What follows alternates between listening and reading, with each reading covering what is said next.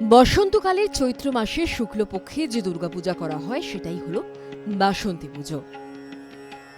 পুজোর রীতিতে সামান্য তারতম্য থাকলেও এক কথায় বাঙালির আদি দুর্গাপুজো এটি। এই বছর বাসন্তী পুজোর ষষ্ঠী ২৪শে মার্চ, দশমী তিথি পড়েছে ২৮শে মার্চ।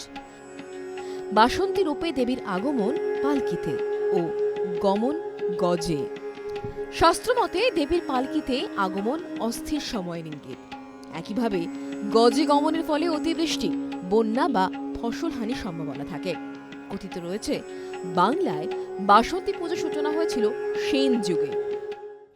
ভূগোল অনুযায়ী উত্তরায়ণের সময় পৃথিবীর উত্তর মেরু যখন সূর্যের দিকে নত হতে থাকে তখন শাস্ত্র মতে সেই সময় দেবতারা জেগে থাকেন, তখনই হয় বাসন্তী পুজো।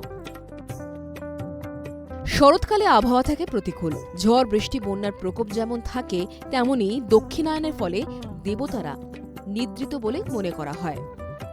তাই শরতের দুর্গোৎসবে দেবীর অকাল বোধন হলেও বাসন্তী পুজোয় তা হয় না। বাসন্তী পুজোর অষ্টমী তিথিতে অন্নপূর্ণা পুজোর সূচনা করেছিলেন কৃষ্ণনগরের রাজা কৃষ্ণচন্দ্র।